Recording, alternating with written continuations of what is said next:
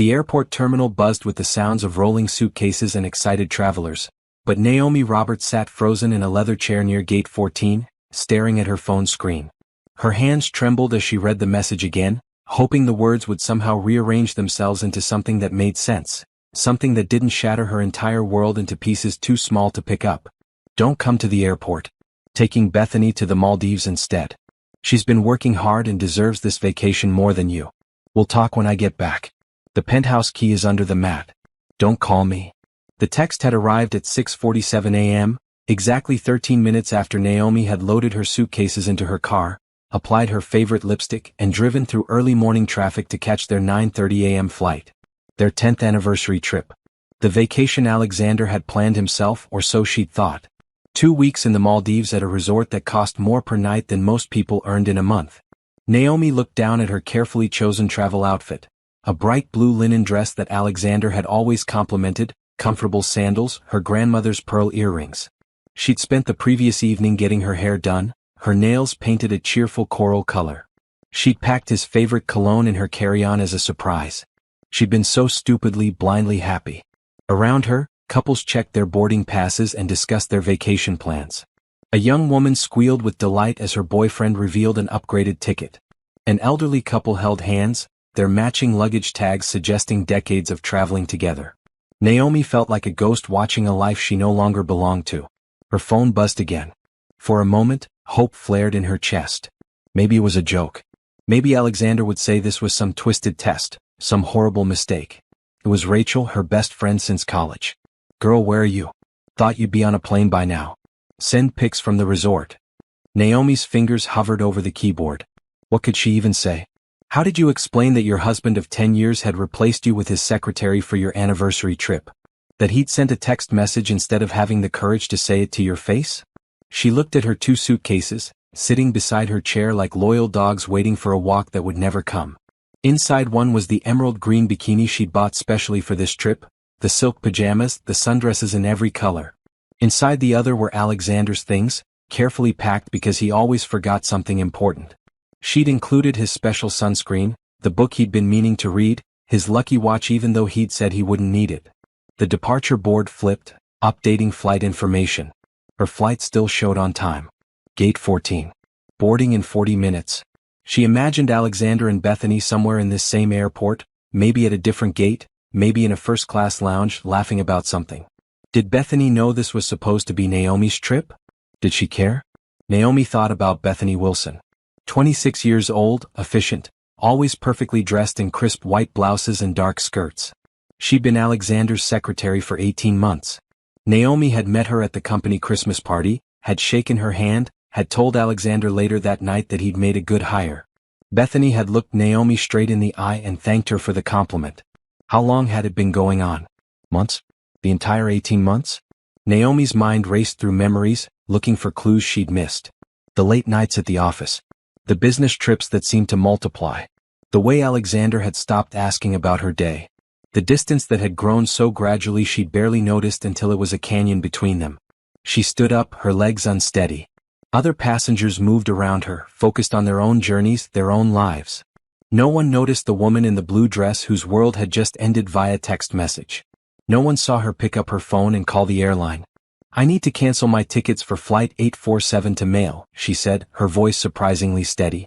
Both tickets. Last name Roberts. The airline representative expressed sympathy for her emergency, whatever it was. Naomi didn't correct her assumption that someone had died. Someone had, in a way. The version of herself who'd woken up that morning believing she was loved, valued, cherished. She wheeled her suitcases back through the terminal, past the security checkpoint, past the coffee stands and gift shops. In the parking garage, she loaded everything back into her car, the same car she'd driven here less than an hour ago when her biggest worry had been whether she'd packed enough sunscreen. The drive home took 30 minutes. 30 minutes of silence except for the sound of her turn signal and the hum of tires on pavement. She didn't turn on the radio. She couldn't bear the cheerful morning DJ banter or the love songs that would mock her stupidity. The penthouse was on the 42nd floor of the Sterling Tower, the most exclusive building in the city. Alexander had bought it 5 years ago, back when things were still good between them. Back when he'd kiss her goodbye every morning and tell her she was the most beautiful woman he'd ever seen. Back when she'd believed him. She parked in her assigned spot and took the elevator up, watching the numbers climb. The elevator was mirrored and she caught sight of herself. A beautiful African-American woman with dark eyes that should have been sparkling with anticipation but instead looked hollow. Her natural hair was styled perfectly, her makeup flawless, but she looked like a painting of a person rather than an actual human being. The penthouse door opened with her key. No key under the mat yet. Alexander and Bethany were probably still in the air, drinking champagne, planning their perfect vacation in Naomi's place. The space felt different now, contaminated. The white leather sofa where they'd watched movies. The marble kitchen where she'd cooked his favorite meals. The floor-to-ceiling windows with views of the city skyline, the same view she'd admired while believing she had a partner, a teammate, a husband who honored his vows. Naomi set her suitcases down in the hallway and walked to the master bedroom. Their bedroom. The bed was perfectly made because she'd made it yesterday morning before leaving for her hair appointment. Alexander's side table still held his reading glasses and a biography of some tech mogul he admired. Her side table held a framed photo from their wedding day, both of them smiling like they'd won the lottery. She picked up the frame and looked at it closely. Alexander in his custom tuxedo, herself in a white gown that had taken 6 months to design. They'd gotten married on a beach at sunset, surrounded by 200 guests. Her parents had cried. His parents had flown in from London. Everyone had said they were perfect together. 10 years ago. A decade of marriage that he'd just erased with a text message and a plane ticket for another woman. Naomi set the frame face down and walked to Alexander's closet. His clothes hung in perfect rows, organized by color and season. Suits that cost thousands of dollars each. Shoes lined up like soldiers. Everything in its place, everything controlled and managed. Just like their marriage had been, she realized now. Controlled by him, managed by him, while she'd played the role of the devoted wife who asked for nothing except his time and attention. And he couldn't even give her that. She pulled out her phone and opened her contacts. Rachel's name sat at the top of her favorites list. Below that was her sister Denise, then her mother, then a few other friends. And there, with a heart emoji she'd added years ago, was Alexander. Naomi deleted the heart emoji. It felt like a small, petty victory, but it was something. Then she scrolled past Rachel and found a name she hadn't called in years. Patricia Holloway. They'd gone to law school together before Naomi had dropped out to support Alexander's business ventures. Patricia had gone on to become one of the best divorce attorneys in the state. The call connected on the second ring. Naomi Roberts. Patricia's voice held surprise and warmth. It's been forever. How are you? I need a divorce lawyer, Naomi said. And I need one who can work fast. There was a pause, then Patricia's tone shifted to pure professional focus. Where are you right now? Home. The penthouse. Alexander is on a plane to the Maldives with his secretary. Our anniversary trip. He texted me at the airport. Don't touch anything else in that house except your personal items, Patricia said immediately. I'm sending you an address. Can you meet me in an hour? Yes. Good. Bring your laptop, any financial documents you can access, and anything else that might be useful. And Naomi? Yes. This is going to hurt, but you're going to survive it. I promise. Naomi ended the call and looked around the penthouse one more time. The morning sunlight streamed through those expensive windows, illuminating the life she'd built with a man who'd thrown it away like trash. But Patricia was right. This was going to hurt. It already hurt more than she'd imagined possible. But she would survive. She had to. Patricia Holloway's office was nothing like the cold, intimidating spaces Naomi had imagined lawyer offices to be. The walls were painted a soft gray, decorated with abstract art in vibrant reds and blues. The furniture was comfortable without being too casual, and Patricia herself wore a maroon blazer that somehow made her look both approachable and formidable. Coffee or water? Patricia asked as Naomi settled into a chair across from her desk. Coffee. Strong. Patricia smiled, an expression that suggested she'd heard that request many times before. She pressed a button on her phone and ordered 2 coffees, then pulled out a yellow legal pad and a pen. Tell me everything, she said. Start from this morning and then work backwards. I need to understand the full picture. Naomi took a breath and began. She told Patricia about the text message, about standing in the airport like a fool, about the carefully planned anniversary trip that Alexander had stolen from her. Then she went back further, describing the last year of their marriage. The distance. The late nights. The way Alexander had started criticizing little things. Her choice of restaurants, her clothing, her friends. How he'd suggested she didn't need to work because his income was enough. How she'd given up her own career ambitions to be the perfect corporate wife, attending dinners and charity events, smiling for photos, asking for nothing. Patricia took notes, her expression neutral but focused. When Naomi finished, she looked up. How much do you know about Alexander's finances? I know he's successful. The company, Roberts Tech Solutions, it's worth millions. Maybe more. He handles all our accounts. Do you have access to any bank accounts? Just the household account. He deposits money monthly for expenses. How much? 10,000. Patricia wrote something down. And the penthouse is in both your names? I think so. We bought it together. You think so or you know so? Naomi felt her face flush. I should know. I signed papers. But Alexander handled everything. That's what we're going to find out. Patricia pulled out her laptop and opened several windows. I need you to log into any accounts you have access to. Bank accounts, credit cards, anything. We're going to see what Alexander has been doing with your marital assets. For the next hour they went through everything Naomi could access. The household account showed regular deposits and normal expenses. Groceries, utilities, gas. But there was another credit card Naomi rarely used, one tied to Alexander's business. When she logged into it, Patricia leaned forward. Look at these charges, Patricia said, pointing at the screen. January 15th, jewelry store, $3,000. February 3rd, day spa, $500. February 20th, Hotel Meridian, 2 nights, $1,500. March 7th, lingerie boutique, $800. Naomi felt sick. Our anniversary is in March. He gave me a bracelet. How much was the bracelet worth? He said it was around 2,000. Patricia scrolled through more charges. Here's a jewelry store charge for 2,000 on March 5th. But look at this one from February. 3,000. He bought someone else more expensive jewelry a month before your anniversary. The coffee arrived, but Naomi couldn't drink it. She stared at the screen, watching months of betrayal scroll past in neat columns of numbers. Dinners at expensive restaurants on nights Alexander said he was working late. Hotel charges in their own city. Purchases from stores she'd never been to. He's been spending marital funds on her, Patricia said. That's actually good news for us. How is any of this good news? Because it shows a pattern of marital misconduct and financial misappropriation. In a divorce, the court doesn't look kindly on spouses who waste marital assets on affairs. Patricia printed out several pages of charges. What else can you access? I have keys to his home office. He keeps files there. Can you get them without him knowing? He won't be back for 2 weeks. Patricia looked at her calendar. That gives us time. I need you to go back to that penthouse and document everything. Photos of expensive items, copies of any documents you can find, anything that shows assets or income. Can you do that? Naomi thought about walking back into that space, rifling through Alexander's private papers, betraying the trust of their marriage. Then she remembered the text message. The casual cruelty of it. The way he'd put his secretary's needs above his wife's feelings. Yes, she said. I can do that. Good. While you're doing that, I'm going to pull property records, business filings, and anything else that's public.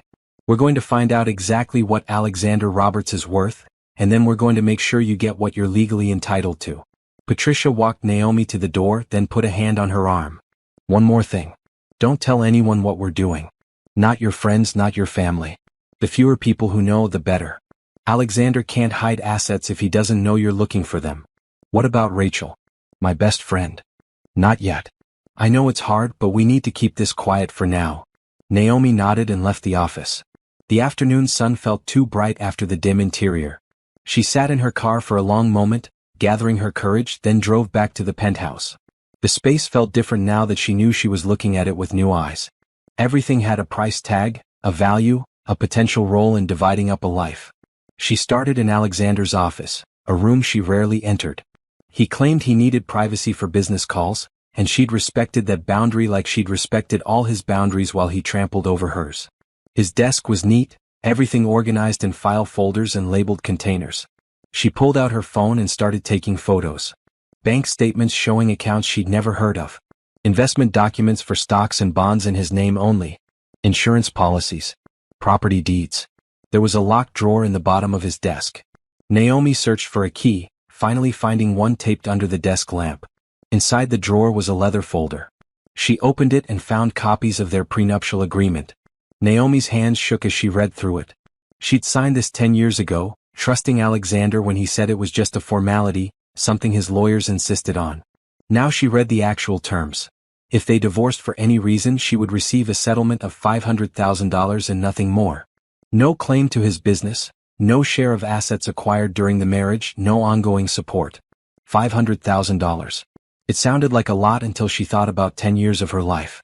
10 years of supporting his career, hosting his clients, giving up her own ambitions. 10 years that he valued at $50,000 per year. She photographed every page, then put everything back exactly as she'd found it. In the bedroom, she documented jewelry he'd given her over the years. In the closet, she found boxes of clothes still with tags attached, expensive items he'd bought but never worn. In the bathroom, she found a receipt tucked in a drawer. Hotel Meridian, suite upgrade, champagne and strawberries, charged to their joint credit card 3 months ago. She'd been home that night. Alexander had said he was at a business conference across town. By the time she finished, it was dark outside. Her phone showed dozens of photos, hundreds of pieces of evidence of a marriage that had been dying while she smiled and pretended everything was perfect. Naomi sent everything to Patricia, then sat on the couch and finally let herself cry. Not quiet tears, but deep, wrenching sobs that came from somewhere in her chest she didn't know existed. She cried for the time she'd wasted. For the dreams she'd given up. For the woman she'd been before she'd made herself smaller to fit into Alexander's perfect corporate life. When she was done crying, she felt hollow but clear. The grief was still there, but underneath it was something harder. Something angry. Something that wanted justice. Her phone buzzed. Patricia. Got everything. This is better than I hoped. Can you meet tomorrow morning? 9 a.m.? Bring your passport and any cash you can access. We need to move fast. Naomi typed back, I'll be there. She walked to the window and looked out at the city lights. Somewhere out there, on a beach halfway around the world, Alexander and Bethany were probably having dinner, watching the sunset, enjoying a vacation that should have been hers. They thought she was sitting at home, sad and waiting for Alexander to come back and explain. They had no idea what was coming. Patricia's office at 9 in the morning looked different than it had the previous afternoon. There was an energy to it now, a sense of purpose. A woman Naomi didn't recognize sat at a small table in the corner, typing rapidly on a laptop. This is Jennifer, Patricia said. She's our forensic accountant. She's been going through everything you sent me. Jennifer looked up and gave Naomi a small smile. She was probably in her 40s, wearing practical clothing and no-nonsense glasses. You did good work yesterday. Very thorough. Thank you, Naomi said, though she felt anything but proud. Thorough felt like another word for betrayal, even though Alexander had betrayed her first. Sit down, Patricia said, gesturing to the chair. We have a lot to discuss. For the next hour, Jennifer walked Naomi through what she'd found. Alexander's company was worth significantly more than Naomi had realized. He had multiple bank accounts, investment portfolios, and properties she'd never heard of. He'd been systematically moving money into accounts in his name only, preparing for something. Maybe he'd been planning this divorce all along. Maybe the affair with Bethany was just the catalyst. The prenup is a problem, Patricia said bluntly. It's valid, it's been 10 years, and unless we can prove it was signed under duress or fraud, it's going to hold up. So I get $500,000 and that's it? Naomi felt the anger rising again. 10 years of my life for $500,000? Not necessarily. The prenup doesn't account for marital misconduct. If we can prove that Alexander was having an affair and spending marital assets on his mistress, we can argue for a larger settlement. The court doesn't like it when one spouse wastes community property on extramarital relationships. Jennifer pulled up a spreadsheet on her laptop. Based on the credit card charges alone, I estimate Alexander spent at least $60,000 on Bethany Wilson over the past 18 months. Hotels, gifts, trips, dinners. All charged to accounts that you, as his wife, had partial ownership of. Can we prove it was for her? Some of it, yes. The Hotel Meridian charges match dates when you were home and Alexander claimed to be at work. I pulled records showing Bethany called in sick those same days. The jewelry store charge has a receipt showing 2 items, an expensive bracelet and a cheaper one. You received the cheaper one. We can subpoena the store records to prove the expensive one went to someone else. Patricia tapped her pen on the desk. Here's what I'm recommending. We file for divorce immediately, citing adultery and financial misconduct. We ask for an immediate freeze on all assets so Alexander can't hide anything else.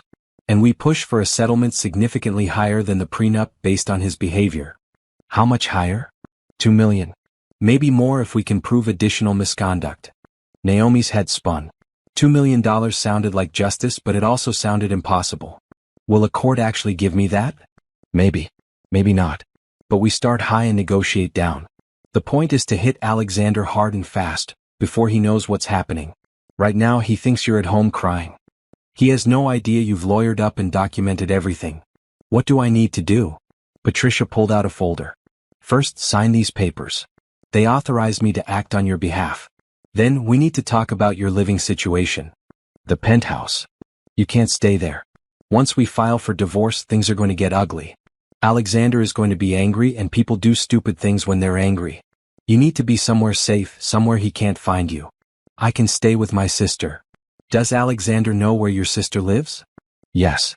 Then that won't work. We need somewhere he won't think to look. Jennifer spoke up. I have a property. A small apartment I rent out, but it's vacant right now. 2 bedrooms, furnished, in a neighborhood across town. You can stay there for as long as you need. I can't afford rent right now. You're not going to pay rent. Consider it part of our services. You're going to win this case, Naomi, and when you do, we'll settle accounts then. Right now, you just need a safe place to land. Naomi felt tears prick her eyes again, but this time they were different. These were tears of gratitude, of relief that someone was on her side. Thank you. Don't thank me yet, Jennifer said with a dry smile. Wait until you see how small the closet is. They spent the rest of the morning working through logistics.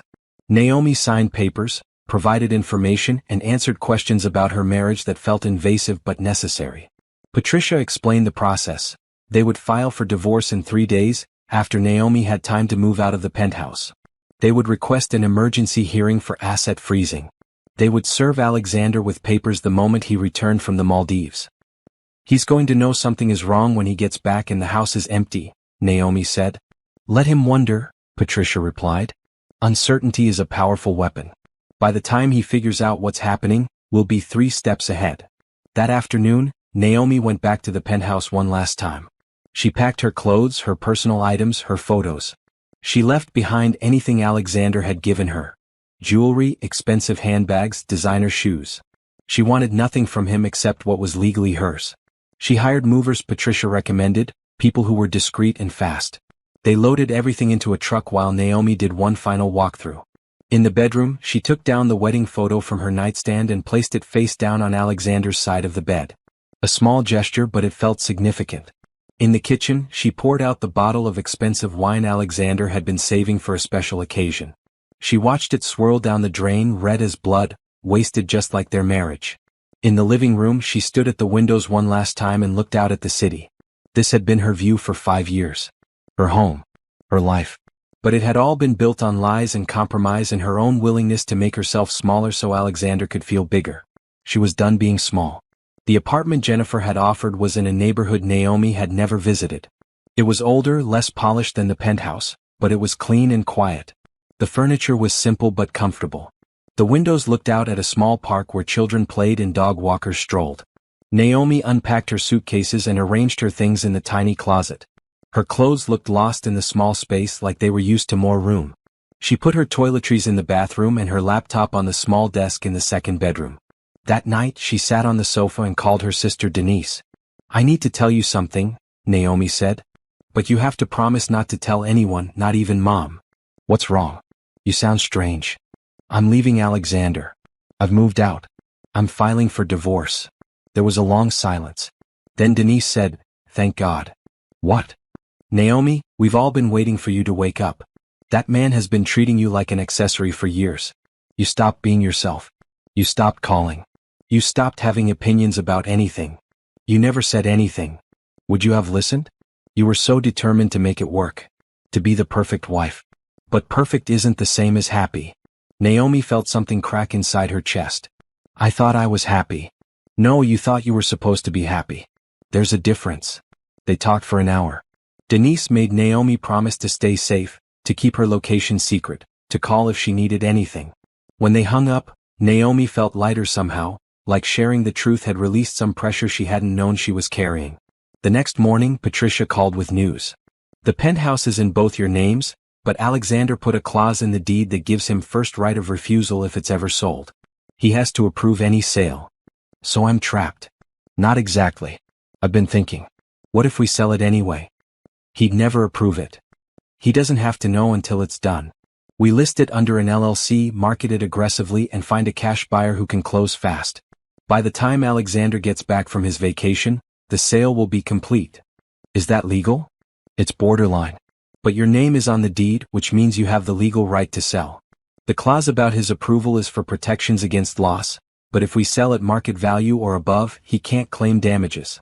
The worst that happens is he sues to reverse the sale, but by then the money will be in escrow and we'll have leverage. Do it, Naomi said. Sell it? Patricia laughed, a sound of pure satisfaction. I was hoping you'd say that. I already have a realtor standing by. She's the best in the business and she's very good at keeping secrets. The realtor's name was Simone, and she arrived at the penthouse that afternoon with a photographer and a staging consultant. They walked through every room taking notes and pictures. This will sell in 48 hours, Simone said confidently. Possibly faster. Properties like this don't stay on the market. I have 3 clients who've been waiting for something in this building. How much? Naomi asked. List price? 4.2 million. But I think we can get 4.5, maybe more if we start a bidding war. Naomi did the math in her head. Half of 4.5 million was 2.25. More than Patricia had asked for in the divorce settlement. Enough to start over. Enough to build a new life. How fast can you move? List it tonight, show it tomorrow, close within the week if the buyer pays cash. Which they will at this price point. Then do it. By evening, the penthouse was listed on exclusive real estate sites, marketed to wealthy buyers looking for luxury properties. The photos made it look like a magazine spread. Perfect lighting, perfect angles, a perfect life that had never actually existed. Naomi sat in her new apartment and watched the listing go live on her laptop. $4.5 million for a space that had been a prison disguised as a palace. Her phone rang. Rachel. Girl, I've been calling you for days. Where are you? Did you make it to the Maldives? Send pictures. Naomi took a breath. She hated lying to Rachel, but Patricia had been clear. The fewer people who knew, the safer she was. I'm around. The trip got complicated. I'll explain later. Is everything okay? You sound weird. Everything is fine. I just need some space right now. I'll call you next week. She hung up before Rachel could ask more questions. It felt wrong keeping secrets from her best friend, but it felt necessary too. This was her fight. Her revenge. Her new beginning. And she was going to see it through to the end. The penthouse sold in 36 hours. Not 48 like Simone had predicted, but 36. A cash buyer, no inspection, no contingencies. $4.6 million, $100,000 over asking price because 2 buyers had gotten into a bidding war over who wanted it more. Naomi sat in Simone's office as the contracts were signed. The buyer was a tech entrepreneur who just sold his startup and wanted a showcase property in the city. He didn't ask questions about why the sale was happening so fast. People with that much money rarely asked questions. They just paid and moved on. The funds will transfer to escrow tomorrow, Simone said, sliding the final papers across her desk. Closing is in 5 days. After fees and taxes, you'll walk away with approximately $2.1 million. $2.1 million. Naomi's share of the penthouse she'd thought of as their dream home. It should have felt like victory. Instead, it felt like arithmetic, like calculating the value of wasted years. What happens when Alexander finds out? Naomi asked. Simone smiled, a sharp expression that suggested she'd handled difficult situations before. His lawyer can throw a fit, but the sale is legal. Your name was on the deed. You had the right to sell. If he wants to sue, he can try, but by then the money will be distributed and the new owner will have possession. Unwinding a cash sale is nearly impossible. Patricia had joined them for the signing. Now she leaned forward. We're going to move fast once the funds clear. Transfer everything to accounts Alexander doesn't know about. Lock it down so he can't touch it even if he tries. What about the divorce filing? We file the day after the money clears. By the time Alexander lands back in the country, he'll be served with divorce papers, the penthouse will be sold, and you'll be untouchable. Naomi signed the last document and pushed it back across the desk. Do it. That evening, she sat in her small apartment and tried to process what she'd done. In less than a week, she'd gone from betrayed wife to active agent in her own divorce. She'd documented evidence, hired lawyers, sold their home, and prepared to disappear. It felt surreal, like she was watching someone else's life unfold. Her phone buzzed with a message from her sister Denise. Mom is asking questions about you and Alexander. What should I tell her? Naomi thought about her mother, a traditional woman who believed marriage was sacred and divorce was failure. She'd been so proud when Naomi married Alexander, so pleased that her daughter had landed a successful man. She wouldn't understand this. Not yet. Tell her we're fine. I'll explain everything when the time is right. She's not going to like this. I know. But it's not her life. Naomi put her phone down and walked to the window. The park below was empty now, lit by street lamps. A couple walked past, holding hands, laughing about something. Naomi wondered if they were happy or just pretending, if she'd ever know the difference again. The next day Patricia called with more news. The money cleared. It's sitting in escrow. I've set up 3 separate accounts for you. 1 checking, 1 savings, 1 investment. All at a bank Alexander doesn't use. All with new account numbers he can't trace. What about the divorce filing? Going to the courthouse in an hour. By end of day today, Alexander Roberts will officially be served with divorce papers. He's still on the plane. They don't land until tomorrow afternoon. I know. Which means he'll walk off that plane, bronzed and happy like you said, expecting to find you at home waiting. Instead, he'll find divorce papers and an empty penthouse. Poetic justice. Naomi felt a smile tug at her lips, the first real smile in days. Good. There's one more thing we need to discuss, Patricia said, her tone shifting. Your exit strategy. My what? Naomi, you can't stay in this city. Once Alexander figures out what happened, he's going to look for you. He's going to be angry. Men like Alexander don't take well to losing control. You need to leave at least until the divorce is finalized. Leave where? Anywhere. Europe, South America, Asia. Somewhere he won't think to look. Somewhere you can start fresh. The idea felt both terrifying and exhilarating. Leave everything. Start over. Become someone new. I've always wanted to see Portugal, Naomi said slowly. The coast. The little towns. Then go to Portugal. Stay for 6 months. A year. As long as it takes. You have the money now. You have the freedom. Use it. That night, Naomi researched Portugal. She looked at rental properties in coastal towns, places with names like Lagos and Cascais. She read about the food, the culture, the warm weather and friendly people. She imagined herself in a villa overlooking the ocean, drinking coffee on a terrace, watching the sunset over water. She could do this. She could actually do this. The next morning she booked a flight. 1 week from today she would leave the country. She applied for a long-term visa, using her divorce filing as proof of significant life change.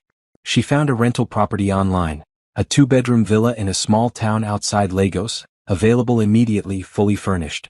She paid 6 months' rent in advance. Then she started packing. This time she only took what mattered. Clothes for warm weather. Her laptop. Her passport.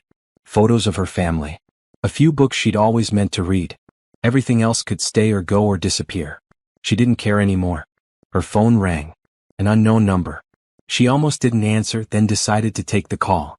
Is this Naomi Roberts? A male voice, professional but cold. Who's asking? This is Gregory Marshall, attorney for Alexander Roberts. I understand you've initiated divorce proceedings. So it had happened. Alexander knew. Yes, Naomi said, keeping her voice steady. I have. Mrs. Roberts, I strongly suggest you reconsider this course of action. There are significant financial and legal implications. If you'll agree to meet with me, I'm certain we can reach an amicable solution. I don't want an amicable solution. I want a divorce. Your husband is willing to be generous in the settlement. Far more generous than the prenuptial agreement requires. Tell my husband I'll see him in court. She hung up before the lawyer could respond. Her hands were shaking, but she felt powerful. Like she'd finally said the thing she should have said months or years ago. No. That afternoon, Denise came to visit. She brought wine and takeout food and sat with Naomi in the small apartment, asking questions and offering support. I'm leaving the country, Naomi said. Next week. Portugal. For how long? As long as it takes. Denise poured them both wine. Good. Get away from him. Get away from all of this. Go be yourself again. I'm not sure I know who that is anymore. Then go find out. You've spent 10 years being Alexander's wife. Now you can spend some time being just Naomi. They drank wine and talked about Portugal, about family, about everything except Alexander and Bethany and the divorce. For a few hours, Naomi felt almost normal, almost like the person she used to be before she'd sacrificed herself on the altar of marriage. When Denise left, she hugged Naomi tightly. "Call me when you get there. Send pictures. Live your life." "I will. And Naomi, I'm proud of you. For leaving. For choosing yourself. That takes courage." After Denise was gone, Naomi sat alone in the quiet apartment. She thought about courage, about what it meant to start over. Tomorrow, Alexander would return from the Maldives. He would find the penthouse sold. He would receive the divorce papers. He would call and text and probably show up at places he thought she might be. But she wouldn't be at any of those places. She would be gone. Vanished. Starting a new life in a country where no one knew her as Alexander Roberts' wife. Where she could be just Naomi, whoever that turned out to be. She pulled out her laptop and looked at the villa rental one more time. White walls, blue shutters, a terrace with ocean views. A place that looked like peace. 1 week. 7 more days. Then freedom. The flight to Lisbon left at 11 in the evening, a night departure that felt appropriate for someone disappearing. Naomi checked in with only 2 suitcases and a carry-on, her entire life compressed into bags that fit in an overhead compartment. Denise had driven her to the airport, both of them quiet during the ride. At the departure curb, her sister had grabbed her hand. "You're doing the right thing," Denise said. "You know that, right?" "I hope so." "Not hope. No. Alexander doesn't deserve you. He never did." They hugged goodbye and Naomi walked into the terminal alone. She disabled the location services on her phone. Changed her number and email. Left instructions with Patricia that no one was to know where she'd gone, not even family except Denise. The flight was half empty, business travelers and a few tourists. Naomi had a window seat and spent the first hour watching the city lights disappear below her. Somewhere down there, Alexander was discovering the extent of what she'd done. The sold penthouse. The emptied accounts she'd had legal access to. The divorce filing that detailed his affair and financial misconduct. Patricia had texted an hour ago. "His lawyer is threatening to sue everyone. Let him try. Everything we did was legal. Enjoy Portugal." Naomi tried to sleep but couldn't. Instead, she watched movies on the tiny screen and thought about what came next. She'd spent so much energy planning her escape that she hadn't really considered what her new life would actually look like. Who was she without Alexander? Without the role of corporate wife, hostess, supportive partner? She didn't know yet. But she was going to find out. The plane landed in Lisbon at noon local time.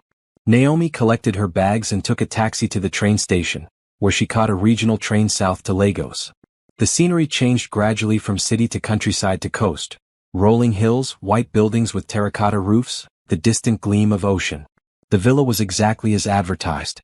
Small but charming, with white walls and blue shutters and a terrace that overlooked the water. The owner, an elderly Portuguese woman named Catarina, met her at the door. "Welcome," Catarina said in accented but clear English. "The villa is yours for as long as you need." 6 months, yes. Yes. Maybe longer. Longer is good. Lagos is a place for healing. Many people come here to heal. Catarina showed her through the villa. A living room with comfortable furniture, a small kitchen with blue tiles, 2 bedrooms with crisp white linens. Everything simple and clean and peaceful. "The market is 2 streets away," Catarina explained. "The beach is a 10-minute walk. If you need anything, I live next door. My number is on the refrigerator." After Catarina left, Naomi unpacked her suitcases. She hung her clothes in the closet, arranged her toiletries in the bathroom, set up her laptop on the small desk. Then she walked out to the terrace and looked at the ocean. The water was a brilliant blue, deeper and clearer than any ocean she'd seen before. Boats bobbed in the harbor. Seabirds called and circled. The air smelled like salt and fish and something sweet she couldn't identify. She pulled out her phone and took a picture, then sent it to Denise with a simple message. "I'm here. I'm safe." Her sister responded immediately, "It's beautiful. Proud of you." Naomi put her phone away and just stood there, breathing. For the first time in weeks, she felt like she could take a full breath without her chest aching. The first few days were about settling in. She learned the neighborhood, found the market Catarina had mentioned, discovered a small cafe that served strong coffee and fresh bread. She walked on the beach every morning, feeling sand between her toes, letting the ocean wash away the anger and hurt she'd been carrying. She bought a journal and started writing. Not about Alexander or the divorce, but about herself. What she liked. What she wanted.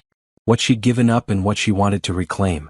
"I used to paint," she wrote one afternoon on the terrace. "Watercolors. Small scenes, nothing fancy.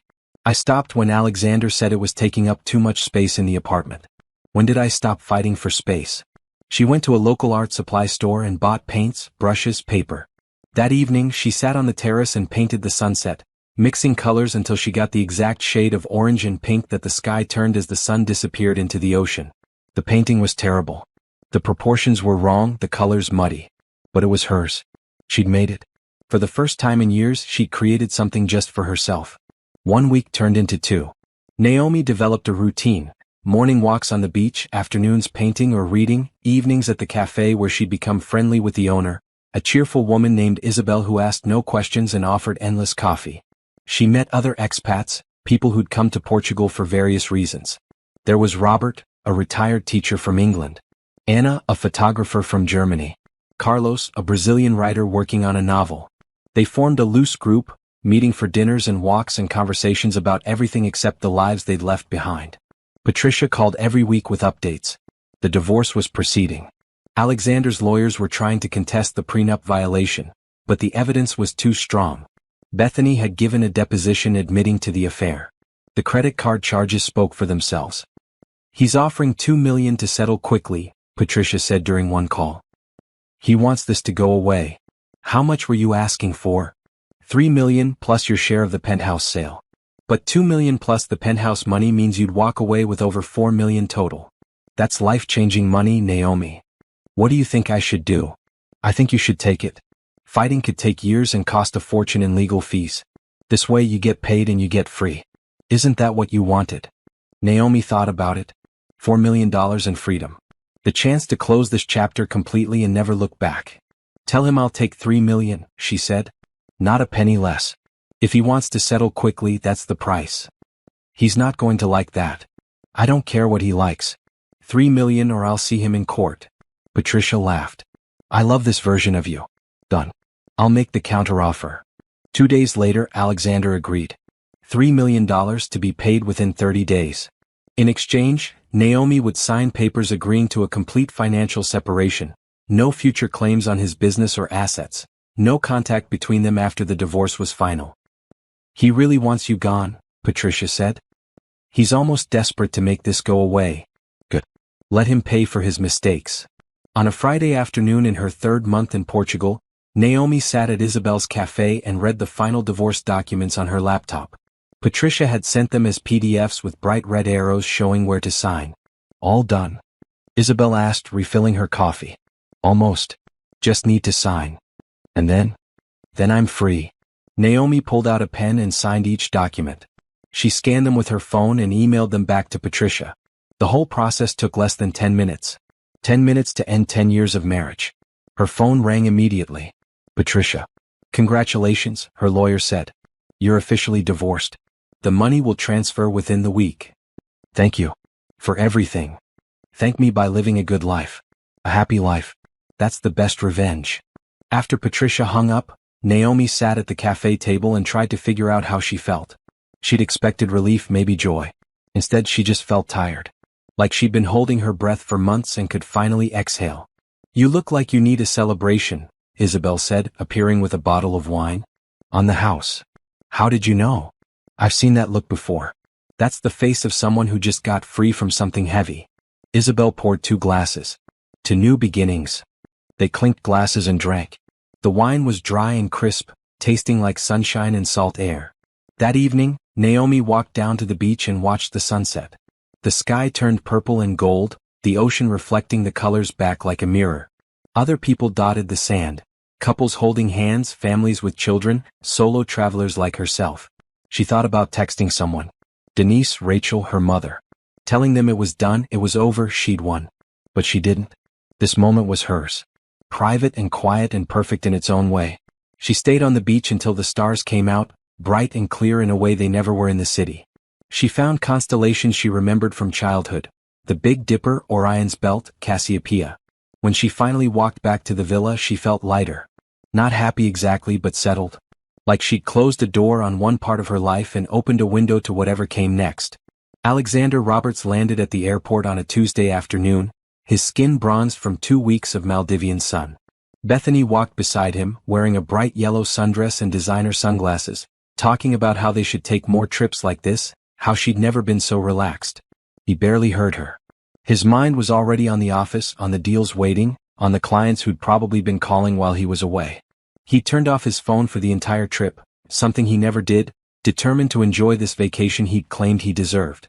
Now, as they walked through the terminal toward baggage claim, he turned his phone back on. It exploded with notifications. Texts from his lawyer Gregory Marshall, "Call me immediately. This is urgent. Alexander, we need to talk now." Missed calls from his business partner. From his accountant. From his mother in London. Email subject lines that made his stomach drop. Divorce proceedings. Property sale notification. Emergency legal matter. "What's wrong?" Bethany asked, noticing his expression. "I don't know yet." He called Gregory while waiting for his luggage. The lawyer answered on the first ring. "Where have you been?" Gregory's voice was tight with anger. "I've been trying to reach you for days. I was on vacation." "What's going on?" "Your wife filed for divorce. 2 weeks ago. She sold the penthouse. She emptied the accounts she had access to. She's gone, Alexander. Vanished. No one knows where she is." The baggage carousel started moving, but Alexander didn't notice. "What do you mean she filed for divorce?" "Exactly what I said. She hired Patricia Holloway, that divorce attorney who specializes in high-profile cases. They documented your affair with your secretary. They filed on grounds of adultery and financial misconduct. And while you were gone, they sold the penthouse for $4.6 million. She can't do that. The penthouse deed requires my approval for any sale. Her name was on the deed. Legally, she had the right to sell. We can try to contest it, but the sale is complete and the money is already distributed. The new owner has taken possession." Alexander felt something cold settle in his chest. "What about our accounts?" "The household account is empty. She withdrew everything she had legal access to. I estimate she took about $200,000 in cash plus her share of the penthouse sale. That's over $2 million. Actually, it's more. She took the sale proceeds and transferred them to accounts we can't trace. By the time we figured out what was happening, it was too late." Bethany tugged on his arm. "Alexander, what's happening?" He shook her off. "Where is Naomi now?" "We don't know. Her sister claims she doesn't know. Her friends don't know. She's not at any property in her name. She changed her phone number and email. It's like she disappeared. People don't just disappear. Your wife did. And there's more. The divorce filing includes depositions from hotel staff, store clerks, and your secretary here confirming the affair.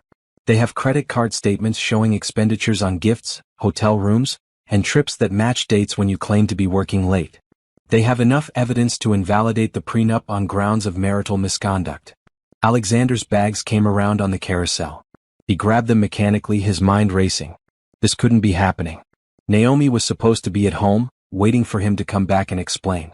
She was supposed to cry and yell and eventually forgive him because that's what she always did. She made everything smooth and easy and comfortable. She wasn't supposed to fight back. "What do we do?" he asked. "We settle. Fast. Before this goes to trial and everything becomes public. Your business reputation is already taking hits. Word is getting out about the affair, about the divorce. Your partners are nervous. Clients are asking questions. I'm not giving her millions of dollars. Then prepare for a very public trial where all your financial records become evidence, where every text message and hotel charge gets read in court, where your business practices get scrutinized. Is that what you want?" Alexander looked at Bethany, who was watching him with growing concern. 2 weeks ago, taking her to the Maldives instead of his wife had seemed like a bold move, a way of claiming his own happiness. Now it looked like the stupidest decision of his life. "I'll call you tomorrow," he told Gregory. "I need time to think." "Don't think too long. Patricia Holloway doesn't wait around." Alexander hung up and looked at Bethany. "We need to go." "What's happening?" "My wife is divorcing me. She sold our house. She took everything she could and disappeared." Bethany's eyes widened. "Can she do that?" Apparently she already did. The drive to the penthouse was silent. Alexander's mind raced through possibilities, scenarios, ways to fix this.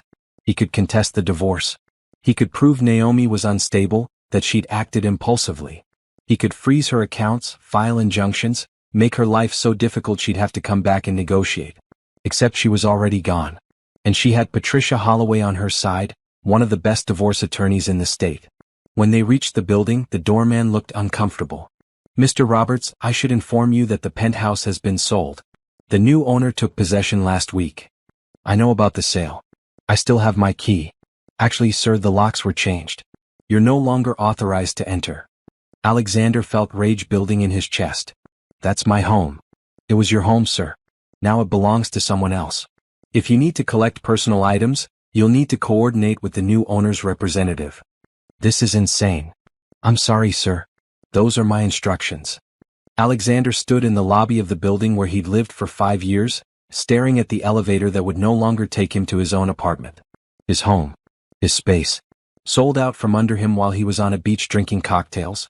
What do we do now? Bethany asked. I don't know. Hotel, I guess. Until I figure this out. They checked into a luxury hotel downtown, a suite that cost $1,500 a night. Alexander spent the evening on the phone with Gregory, his accountant, his business partner. Everyone had questions he couldn't answer. Everyone wanted to know how he'd let this happen. You let your wife have access to accounts, his accountant said. You put her name on the deed. You gave her the tools to do this, Alexander. I trusted her. You cheated on her. Trust is a two-way street. By midnight, Alexander had a clearer picture of his situation.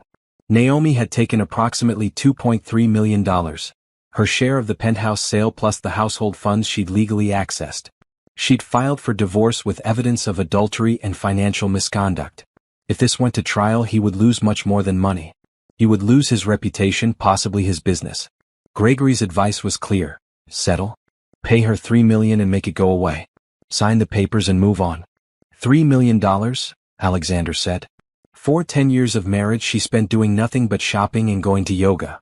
For 10 years of marriage where you cheated on her and spent marital funds on your mistress, Gregory corrected. A court will see it her way, not yours. Alexander looked at Bethany, asleep on the hotel bed, her hair spread across the pillow. 2 weeks ago she'd seemed worth everything. Worth leaving his wife, worth the risk, worth the excitement. Now she just looked young and expensive, another complication in a situation spiraling out of control. Make the offer, Alexander told Gregory. $3 million. But I want it in writing that she'll never contact me again, never make any claims on my business, never speak publicly about our marriage. I'll draft the agreement. But Alexander, you need to understand something. You lost this fight. Your wife outmaneuvered you. The best you can do now is damage control. After he hung up, Alexander sat in the dark hotel room and tried to figure out where it had all gone wrong. He built a successful business. Made millions. Given Naomi a beautiful home, financial security, a comfortable life. What more could she have wanted? Respect maybe. Fidelity. The basic courtesy of not being replaced with a younger woman while she waited at the airport with their anniversary trip packed and planned. But Alexander didn't think about those things. Instead, he thought about the money, the house, the public embarrassment of a wife who'd vanished rather than fight openly. He thought about how to spin this to his business associates, how to minimize the damage, how to move forward. He didn't think about Naomi at all, except as a problem to be solved. Which was why he'd already lost. The settlement took 3 weeks to finalize. Alexander agreed to the $3 million, signed the papers, and wired the money to an account controlled by Patricia Holloway. In exchange, Naomi signed a non-disclosure agreement that prevented her from discussing their marriage publicly, along with documents terminating all future claims on his assets. Done, Gregory said when the final paperwork went through. She got what she wanted. Now you can move on. But moving on proved harder than Alexander expected. The first problem was Bethany. In the Maldives, she'd been charming and attentive, grateful for the expensive vacation. Back in reality, she was demanding and exhausting. She wanted dinners at expensive restaurants every night. She wanted jewelry, designer clothes, spa days. She wanted to be seen with him at events, wanted him to introduce her to his business associates as his girlfriend. We need to keep this quiet, Alexander told her one evening at dinner. The divorce isn't even final yet. The divorce is final, Bethany corrected him. I saw the papers on your desk. You're single now. Why are we hiding? Because optics matter. My business associates don't need to know I left my wife for my secretary. Former secretary. I'm not working for you anymore, remember? That was another problem. Bethany had quit her job the day after they returned from the Maldives, claiming it was inappropriate for them to have a professional relationship now that they were personally involved. Alexander had agreed, thinking he'd find another secretary easily enough. He'd been wrong. Every qualified candidate who interviewed for the position asked careful questions about the work environment, about boundaries, about whether the role was actually for secretarial work or something else. Word had gotten out, apparently. Alexander Roberts had an affair with his secretary and left his wife. Now no one wanted the job. His business began suffering too. 2 major clients canceled contracts, citing concerns about his judgment and stability. His business partner suggested he take a step back from client-facing work until things settled down. "You're a liability right now," his partner said bluntly. "People don't trust you. They're wondering what else you've been hiding, what other corners you've been cutting."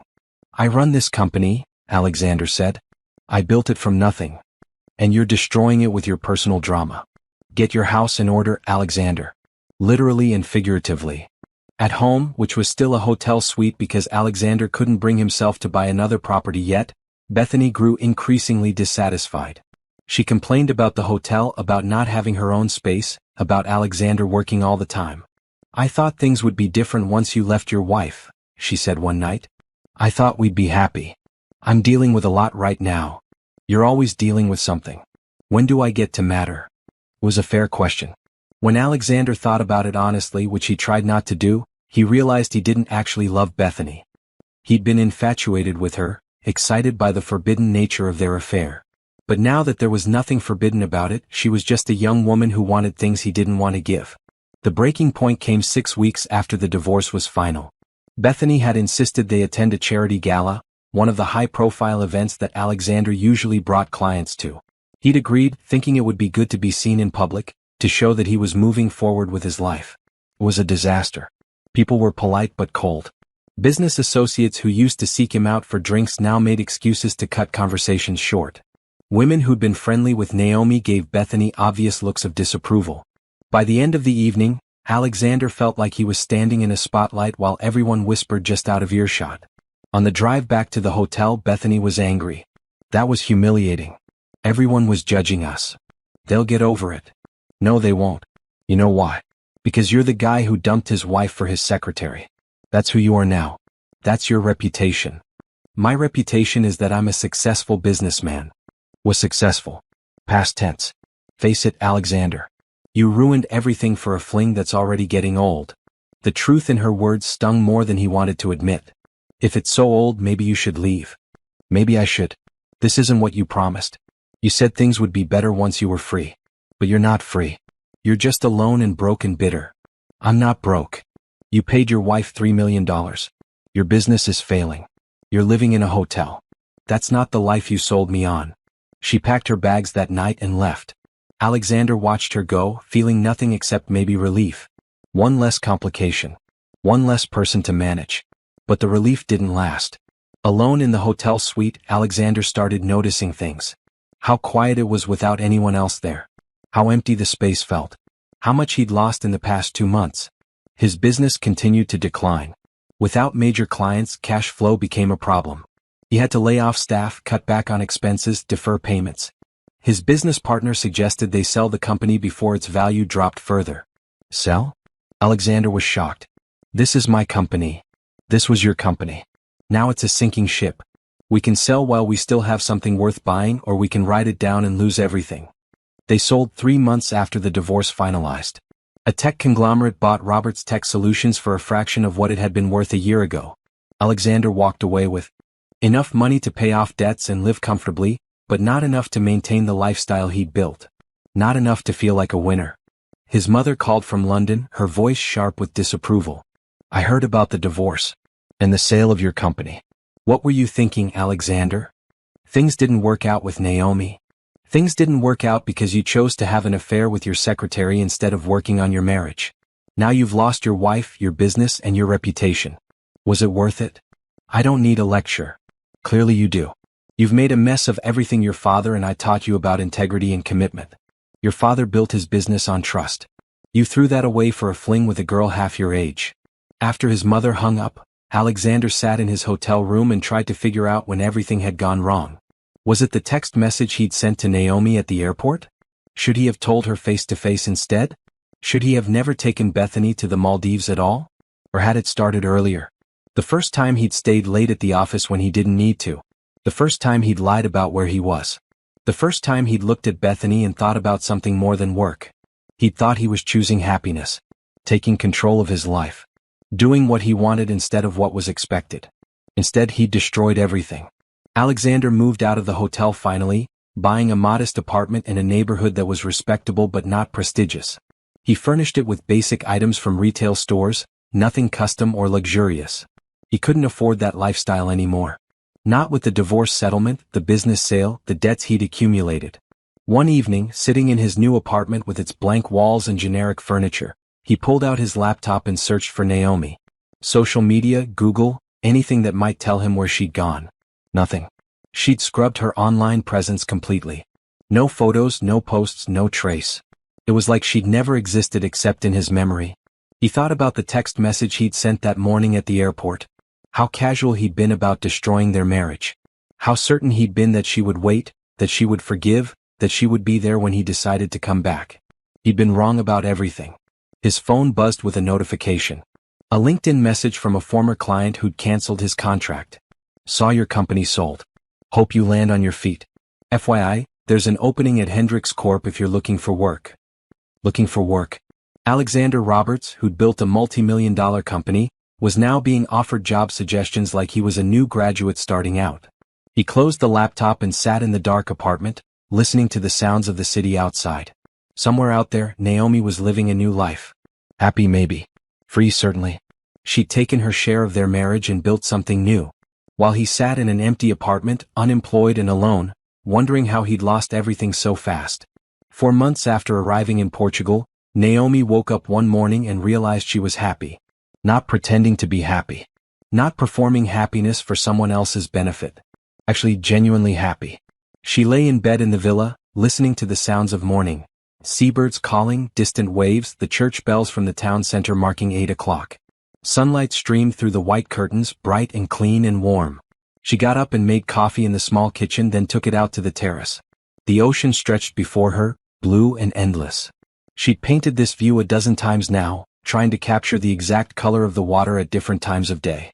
Her paintings lined the villa walls, a visual diary of her time here. Her phone buzzed with a message from Patricia. Final check cleared. Account balance, $4.2 million. You're officially set. Live well. $4.2 million. Her divorce settlement plus the penthouse sale, minus legal fees and taxes. More money than she'd ever imagined having on her own. Money that represented 10 years of her life, yes, but also her freedom to choose what came next. Naomi had been thinking about what came next. She'd spent 4 months healing, painting, walking on the beach. It had been necessary time, important time. But now she felt restless, ready for something more than peaceful existence. She wanted to work. Not because she needed the money, but because she missed using her brain for something besides painting sunsets. Before she'd married Alexander, she'd been studying design, thinking about starting her own consulting business. She'd been good at it too, creative and strategic at once. Maybe it was time to try again. She opened her laptop and started researching. Small businesses in Lagos that might need help with branding, marketing, design. Within an hour, she had a list of 10 prospects. By afternoon, she'd sent introductory emails to all of them, offering free consultations to discuss how she might help them grow. 3 responded within the day. A small hotel that wanted to redesign its website. A restaurant looking to attract more tourists. A boutique wine shop that needed help with social media presence. Naomi met with each one over the following week. She listened to their challenges, offered ideas, and created proposals. 2 of them hired her on the spot. The third asked for time to think about it, then called the next day to say yes. Just like that, she had clients. Just like that, she was working again. The work was different from what she'd imagined doing back in the States. These were small businesses, family-owned operations where everyone wore multiple hats and no one had unlimited budgets. But they were passionate about what they did, and that passion was infectious. Naomi threw herself into the projects. She redesigned the hotel website with bright photos and easy navigation. She created social media campaigns for the restaurant, highlighting their fresh seafood and family recipes. She helped the wine shop organize tasting events and partnered them with local hotels for tourist packages. Within 2 months, all 3 businesses reported increased revenue. The hotel bookings doubled. The restaurant had a waiting list for weekend reservations. The wine shop became a stop on guided tours. Word spread. Other businesses reached out. Naomi hired a local woman named Sophia to help with translation and logistics. Then she hired another assistant, Marco, who was brilliant with graphic design. Before she knew it, she had a small consulting firm operating out of her villa's second bedroom. "You should get an office," Sophia suggested one afternoon while they reviewed a client presentation. "Something downtown, professional." "Maybe. But I like working here. The terrace views are inspiring." "The terrace views mean we take long lunch breaks to look at the ocean instead of finishing projects." Naomi laughed. "That's a feature, not a bug." She'd started making friends beyond her work circle too. There was Isabel from the cafe, who'd become close enough that they had dinner together twice a week. There was Tomas, who owned the bookstore in the old town and recommended novels in his quiet, thoughtful way. There was a group of expat women who met monthly for wine and conversation, sharing stories about the lives they'd left behind and the new ones they were building. One evening, sitting at a beachside restaurant with Isabel, Naomi realized how different her life looked now compared to 6 months ago. She wore simple clothes: jeans, a bright red t-shirt, sandals. Her hair was natural, unstraightened and unstyled except for a clip to keep it back. She'd stopped wearing makeup except for special occasions. She looked nothing like the polished corporate wife who'd attended charity galas in designer gowns. She looked like herself. "You seem lighter," Isabel said, pouring more wine. "When you first arrived you carried so much weight. Now you move differently." "I feel different. Like I've remembered who I used to be before I tried to become someone else." "And who is that?" "I'm still figuring it out. But she's someone who paints badly and works too much and loves the ocean. Someone who can be happy without performing happiness for anyone else." Isabel raised her glass. "To the real Naomi. Welcome back." They clinked glasses and drank, watching the sunset paint the sky in shades of orange and purple. Other diners laughed and talked around them, couples and families and groups of friends. Naomi didn't feel lonely anymore. She felt present. Alive. Her phone rang. "Denise. Hey sister. How's paradise?" "Paradise is good. How's everything there?" "Chaotic as always. Mom's asking about you again. She wants to know when you're coming home." "This is home now." There was a pause. "You're staying? Permanently?" "I don't know about permanently. But for now, yes. I have a business here. Friends. A life. I'm happy for you. Honestly. You sound more like yourself than you have in years." "I am myself. That's the point." After they hung up, Naomi sat at the restaurant and thought about the word, home. Was it a place? A feeling? A collection of people and experiences? She'd lived in the penthouse for 5 years, but it had never felt like home, not really. It had felt like a showroom, a space designed to impress rather than comfort. The villa felt like home. Lagos felt like home. This terrace overlooking the ocean, this cafe where everyone knew her name, this community of kind people who asked nothing of her except that she show up authentically. This was home. One evening she went to Tomas's bookstore. It was a small space crammed with books in multiple languages, the kind of place where you could browse for hours and discover unexpected treasures. "I'm looking for something about starting over," Naomi told him. "Fiction maybe. Something hopeful but not preachy." Tomas thought for a moment, then pulled a book from a high shelf. "Try this. It's about a woman who moves to Italy after a divorce and builds a new life. Very honest about the hard parts but also full of joy." "Sounds perfect." "It is. Also, I've been meaning to ask you something." Tomas looked uncharacteristically nervous. "There's a festival next weekend. Music, food, dancing. Would you like to go? As friends?" he added quickly. "Just to show you more of local culture." Naomi smiled. "I'd like that. As friends." The festival was everything Tomas promised. Lively music, delicious food, people dancing in the streets. Naomi and Tomas walked through the crowds, trying different foods, watching performers, laughing at their attempts to dance to Portuguese folk music. It wasn't romantic. It was just easy. Comfortable. The kind of friendship where you could be quiet together or talk for hours, where there was no pressure to be anything except present. That's what Naomi wanted now. Presence.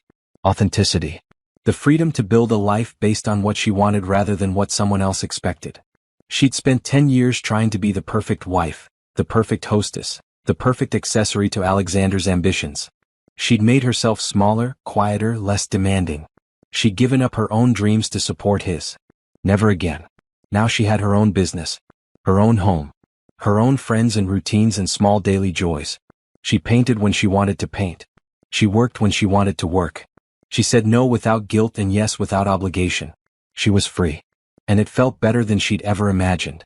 8 months after the divorce was finalized, Alexander sat in a modest conference room with his lawyer and a representative from Hendricks Corp., preparing to sign an employment contract. Not a partnership. Not a leadership role. A standard employment contract with a salary that was comfortable but nowhere near what he'd earned running his own company. The role is Senior Technology Consultant, the HR representative explained. You'll work with our clients on implementation projects. 40 hours a week, standard benefits package, 2 weeks vacation to start. 2 weeks vacation. Alexander had taken month-long trips when he'd run Roberts Tech Solutions. He'd set his own schedule, answered to no one. Now he would have a boss, a timesheet, and 2 weeks vacation. Sounds good, he said, because what else could he say? He needed the job. His savings were running low after the divorce settlement, the business sale, and months of unemployment. He signed the papers and shook hands with people who would now tell him what to do. On the way out, he passed a bulletin board with employee photos and achievements. Young faces, energetic and ambitious, the kind of people he used to hire. Now he was one of them, starting over in his 40s.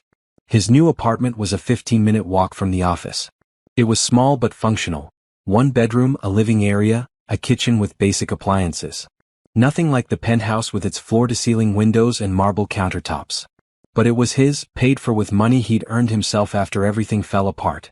The first few weeks at Hendricks Corp were humbling. He attended training sessions on their systems and procedures, many of which he found obvious or outdated. But he kept his opinions to himself and did what was asked. He needed this job. He couldn't afford to let pride get in the way.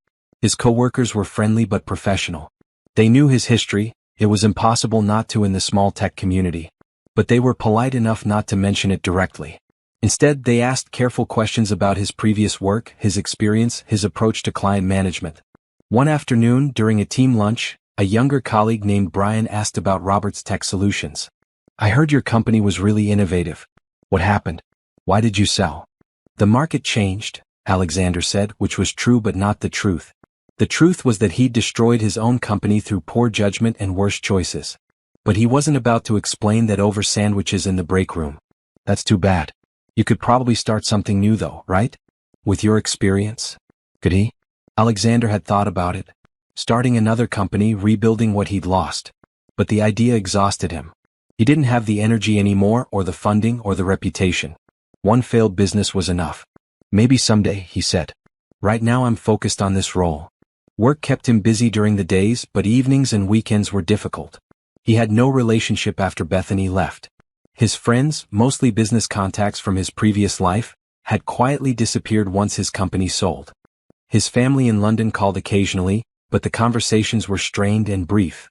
He was lonely in a way he'd never experienced before. Not alone, which he'd been many times. But lonely, which was different. Alone meant solitude.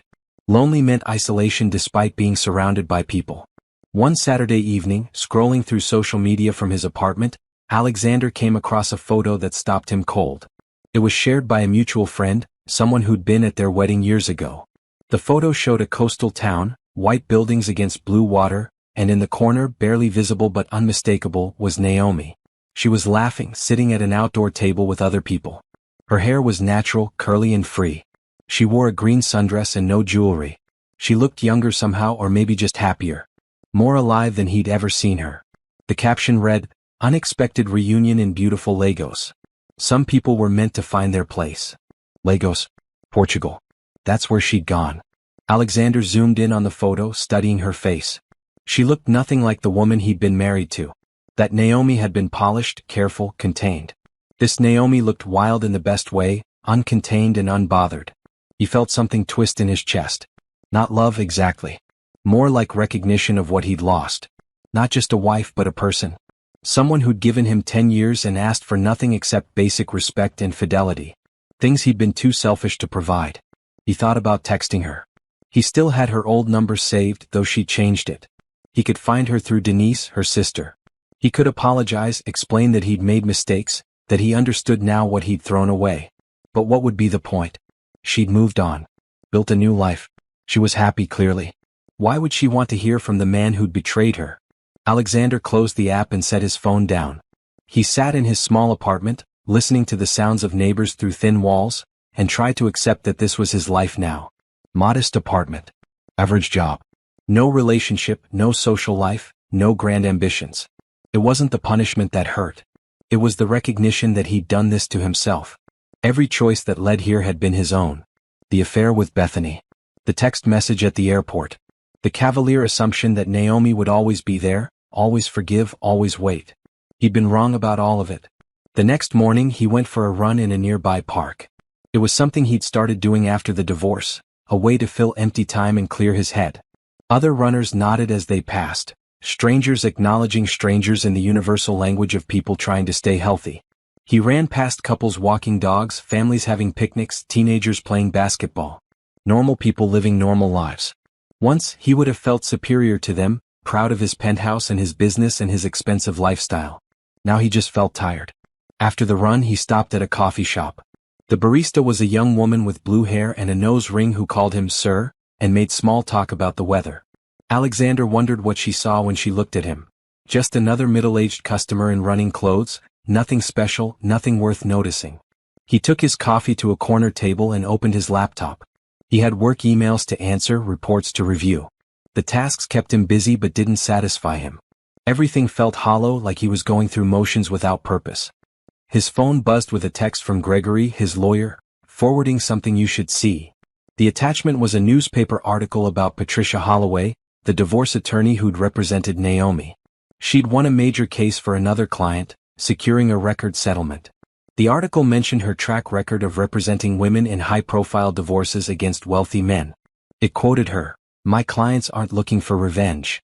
They're looking for justice and the freedom to rebuild their lives. When someone has been betrayed and undermined, the legal system should help them start fresh." Alexander thought about that word, betrayed. It seemed dramatic until he applied it to his own actions. He'd betrayed Naomi's trust, undermined their marriage, used marital funds to support an affair. When he looked at it honestly, he'd been the villain in this story, not the victim. That was a hard truth to accept. He finished his coffee and closed the laptop. Outside, the city moved on without him. People had places to be, people to see, lives that mattered. Alexander had work tomorrow and the day after that and the day after that. A steady job, a modest income, and no one waiting at home. It was a far cry from the penthouse and the private jets and the business empire he'd built. But it was what he had now. What he'd earned through his choices. And somewhere in Portugal, Naomi was living her best life, probably not thinking about him at all. That was the worst part. Not that she hated him. That she'd moved on so completely that he was irrelevant. Alexander walked back to his apartment through autumn streets, leaves falling around him like pieces of the life he used to have. By the time he reached his door, he'd made a decision. He wasn't going to try to contact Naomi. He wasn't going to apologize or explain or ask for forgiveness. She'd earned her freedom from him and he was going to respect it. It was the least he could do.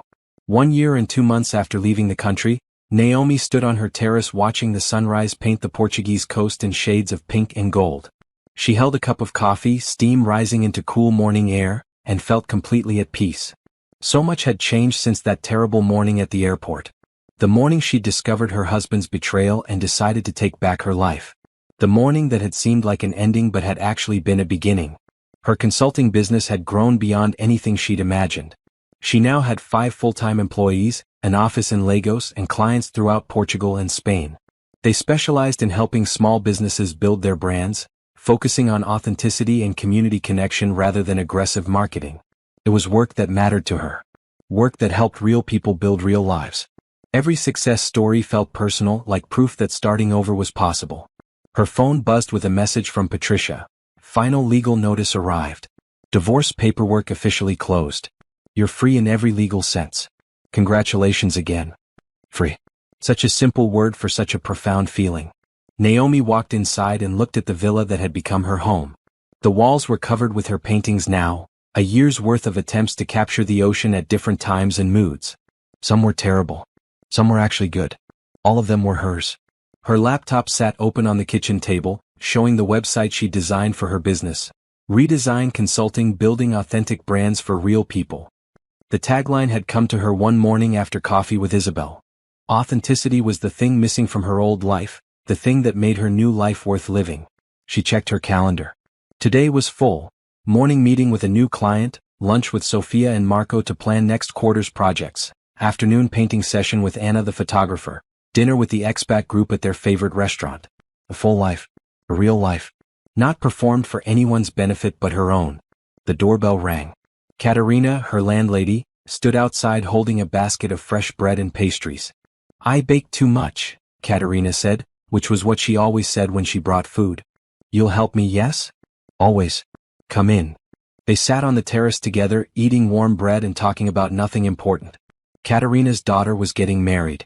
The weather would be perfect for the wedding. The new restaurant on the waterfront had excellent fish. Small talk. Normal conversation. The kind of interaction Naomi had been too busy for in her old life, too focused on appearances and status to notice the simple pleasure of sharing bread with a neighbor. Later that morning she met with her new client, a young couple opening an ecotourism business. They wanted to offer hiking tours and sustainable travel experiences but didn't know how to market themselves. "We don't want to be fake," the wife explained. "All those tourism companies promising authentic experiences that are just tourist traps. We want something real." "Real is harder to sell," Naomi said honestly. "Real means being specific about who you're for and accepting that you won't be for everyone. But real builds loyal customers who come back and tell their friends." She spent 2 hours with them, developing a strategy based on honesty and specificity. No promises of paradise, just genuine experiences with real people. By the end of the meeting, they were excited and ready to launch. Walking back to her office, Naomi passed the bookstore. Tomas was arranging a new display in the window. He waved and she went inside. "Good morning. The book you ordered arrived." He handed her a package. "Also, I'm reading something you might like. About a woman who starts a restaurant in France after leaving a bad relationship. Another food and travel book. You're noticing a pattern. I noticed that stories about women taking back their power make you happy. Why wouldn't I recommend them?" Naomi smiled. Tomas had become a good friend over the past year. They had dinner occasionally, went to festivals and concerts together, talked about books and life. He'd never pushed for anything more, seemed content with friendship. She appreciated that. After Alexander, she needed time to remember who she was without someone else's expectations shaping her.